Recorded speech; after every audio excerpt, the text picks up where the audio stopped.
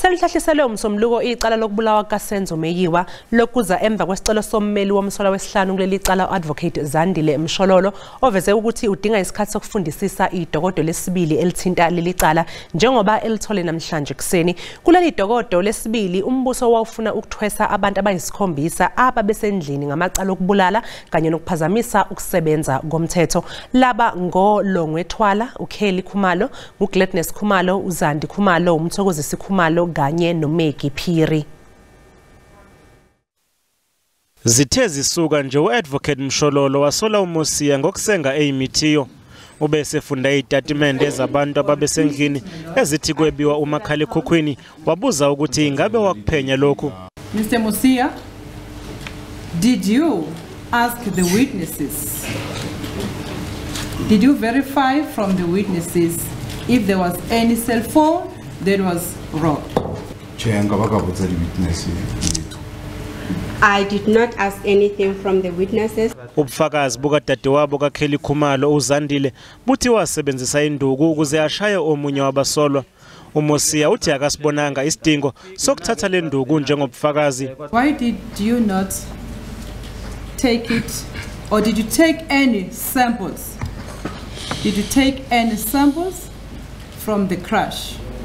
Ke araba hape potso yo morenaka ke se ke tlhalositse hore dintlha tse ke di thotseng ha ke fitla crash ene ile ya emong ya bane ba le ka tlung jwale ka bona ho sina bohlokwa ba hore nka ifuputsa. This crash belongs to one of the people who were inside the house. Hence, I did not see it necessary for me to do any further investigations on it. Mshololo ufunde isitatimende se-NPA lapho yathatha isinqumo sokuthwesa amacala okubulala kanye nokuphazamisa ukusebenza komthetho bonke abantu ababesendlini ngesikhathi kudutshulwa uMeyiwa. The Director of Public Prosecution South Gauteng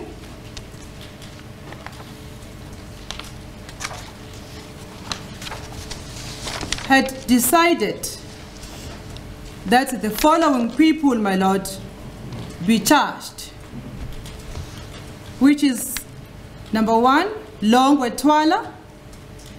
number 2, Kelly Khumalo, number 3, Gladness Khumalo, number 4, Zandi Khumalo, number 5, Tumelo Madlala, number 6, Mthokozisi, number 7, accused 7, it's Maggie phiri, my lord.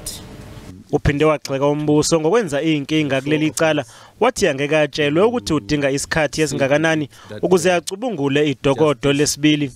The person who has put us in this trouble, the person who has put this court, this trial into shame is the state, who failed to disclose such a crucial information and decided to charge the accused who are before this court after they have charged other people. And I'm seeking clarity on that, and I'm being told that there is no need to seek for a longer postponement because I can be able to continue with this witness. My lord, that is very unfair. Leli cala lihlehliselwe umsombuluko of June